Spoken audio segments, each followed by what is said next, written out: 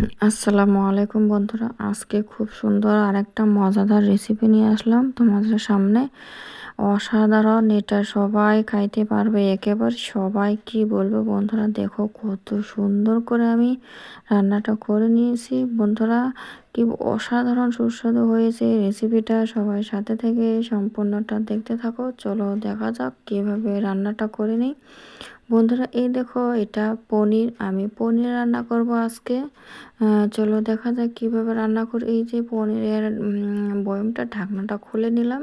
এখন জলগুলো ফেলে দিয়ে একটু ধুয়ে রান্না করব বন্ধুরা। সবাই পুরো ভিডিও দেখো, কেউ স্কিপ করো না, লাইক কমেন্ট করো, ভিডিও দেখা শুরু করো। কে কীভাবে পনির রান্না করো জানি না, আমার মতন করে একবার হলো ট্রাই করো।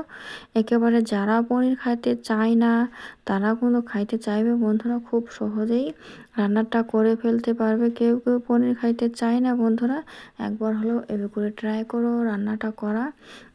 এই যে এখানে আমি কড়া চুলে দিয়েছি বন্ধুরা, কড়াটা গরম হয়েছে, একটু সরিষার তেল দিয়ে দিলাম এখানে। কড়াটা খুব সুন্দরভাবে গরম করে নিয়েছি, সরিষার তেল দিয়ে দিয়েছি। এখন আমি এখানে বন্ধুরা, আমি পনিরগুলো খুব সুন্দর করে একেবারে ভেজে নেব। সহজেই তৈরি করা যায় বন্ধুরা। পনিরটা তোমরা দুপুরের খাবার বা রুটি তরকারি যা দিয়ে হোক খাইতে পারো। তোমরা সকালের রুটি বা রাত্রের জন্য রুটি দিয়েও খাইতে পারো, ভাত দিয়েও খাইতে পারো, একেবারে খুব সহজ। এটা কিন্তু সবগুলো দিয়ে দিয়ে চলে বন্ধুরা। এই পনির রেসিপিটা, পনিরটা কিন্তু খুব একটা টেস্টিও খাবার বন্ধুরা। এই দেখো, পনিরটা খুব সুন্দরভাবে আমি একেবারে লালচে লালচে কালার করে ভেজে নিয়েছি বন্ধুরা, একেবারে কড়া সাইজের করে। কেউ কেউ কিন্তু একটু হালকাভাবে ভেজে নেয়, আমি কিন্তু একটু পোড়া পোড়া টাইপের করে পনিরটা ভেজে নিয়েছি। আমার থেকে তো এইরকম করে পোড়া পোড়া করে একটু ভাজলে বন্ধুরা টেস্টটা অনেকটাই হয়। একটু কম ভাজলে আমার থেকে কীরকম ভিতর থেকে একটু কাঁচা কাঁচা মনে হয়, গন্ধ আসে। ওই জন্য আমি একেবারে একেবারে লালচে লালচে খুব সুন্দর কালার করে ভেজে নিয়েছি। এই যে বন্ধুরা, এখানে আমি দুটো আলু নিয়ে নিয়েছি, আলুগুলো ছোটো ছোটো সাইজ করে নিয়েছি। ওগুলো খুব সুন্দর করে ভেজে নেব, একেবারে লালচে লালচে করে তেলের মধ্যে আমি আলুগুলো ভেজে নিচ্ছি। এখানে কিছু দেইনি, আলুগুলো জাস্ট ভেজে নিব। এই দেখো, পনিরগুলো খুব সুন্দর করে আমি প্লেটে তুলে নিয়েছি।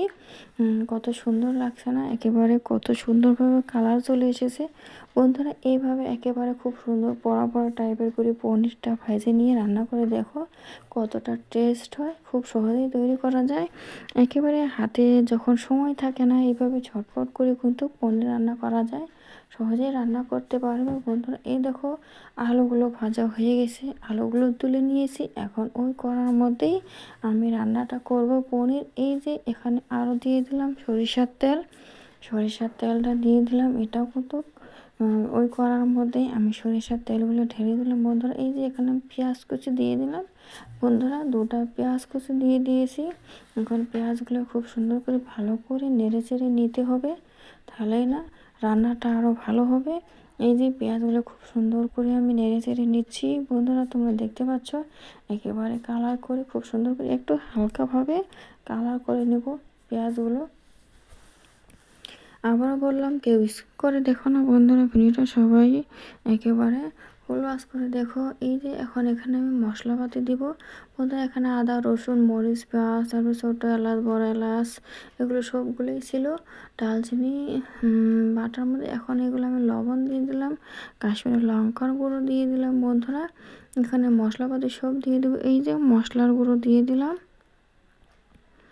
মশলার গুঁড়ো হলুদ গুঁড়ো সবগুলো এখন দিয়ে খুব সুন্দর করে নেড়ে চেড়ে নিচ্ছি। মশলাগুলো একটু ভালোভাবে কষিয়ে নিতে হবে। এই দেখো, খুব সুন্দর করে মশলাগুলো আমি নেড়ে চেড়ে নিচ্ছি বন্ধুরা। জানি না কে কীভাবে পনির তো সবাই নানা রকম করে রান্না করে খায়, আমার থেকে এইরকম করে রান্না করাটাই বেস্ট হয়।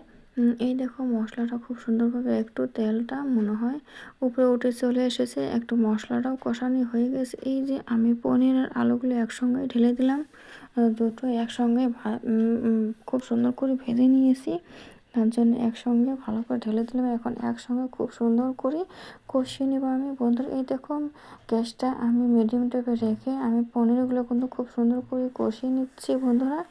একেবারে পনিরগুলো আগে ভালো করে কষিয়ে নিতে হবে। এই যে একটু জল ঢেলে দিলাম, একটু একটু করে জল দিব, দিয়ে ভালো করে পনিরটা কষিয়ে নেব। পনিরটা যত তোমরা ভালোভাবে কষিয়ে নিবে অত কিন্তু টেস্টটা বাড়িয়ে যায়। আমি পনির এইভাবে ভালো করে না কষালে তো আমার থেকে মনে হয় না যে টেস্টটা একটু কম থাকে। এইভাবে কষিয়ে রান্না করলে টেস্টটা খুব সুন্দর একটা বাড়ে। আর পনিরটা যে একটা কাঁচা কাঁচা গন্ধ থাকে ভিতরে, তখন ওই গন্ধটা একটু থাকবে না যদি এইভাবে রান্না করা যায় বন্ধুরা। এই দেখো খুব সুন্দর করে কালার করে আমি খুব সুন্দর করে কষিয়ে নিচ্ছি কিন্তু পনিরগুলো একেবারে মিডিয়াম টাইপের গ্যাসটা রেখে দিয়ে খুব সুন্দরভাবে আমি পনিরটা কষিয়ে নিলাম। এখন এখানে আমি জল ঢেলে দিলাম বন্ধুরা।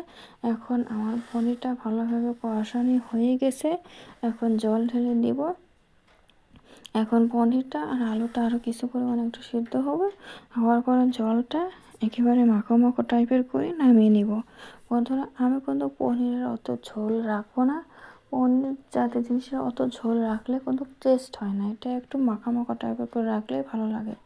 এই যে এখানে আমি একটু জিরার গুঁড়ো দিয়ে দিলাম শেষের দিকে, তাহলে আরও রান্নাটা ভালো হবে, সেন্টটা অনেকটাই বাড়িয়ে যাবে, ঘ্রাণটাও খুব সুন্দর আসবে শেষের দিকে, ওই জন্য একটু জিরার গুঁড়ো দিয়ে দিলাম বন্ধুরা। এই যে দিয়ে এখন নেড়ে চেড়ে নিচ্ছি। কত সহজেই না রান্নাটা হলো। এই দেখো বন্ধুরা আমার রান্না কমপ্লিট হয়ে গেছে। এখন আমি এই যে বাটির মধ্যে খুব সুন্দর করে ঢেলে নিচ্ছি, দেখতে পাচ্ছ কত সুন্দর হয়েছে না? দেখাই যাচ্ছে না বন্ধু? দেখাই যাচ্ছে, দেখে বোঝা যাচ্ছে কত সুন্দর লাগছে রান্নাটা।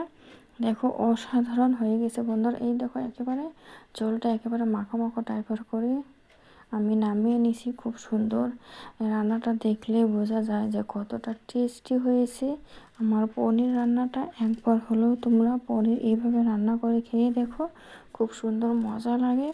আর আমার পনির রান্নাটা কীরকম হল বন্ধুরা সবাই কমেন্টে জানিও, কীরকম করে আমি রান্নাটা করলাম, রান্নাটা কতটুকু খাইতে ভালো লাগবে তোমরা জানিয়ে দিও। আমার থেকে তো একেবারে বেস্ট হয়েছে। সবাই ভালো থেকো, সুস্থ থেকো, সাবস্ক্রাইব করে পাশে থেকো।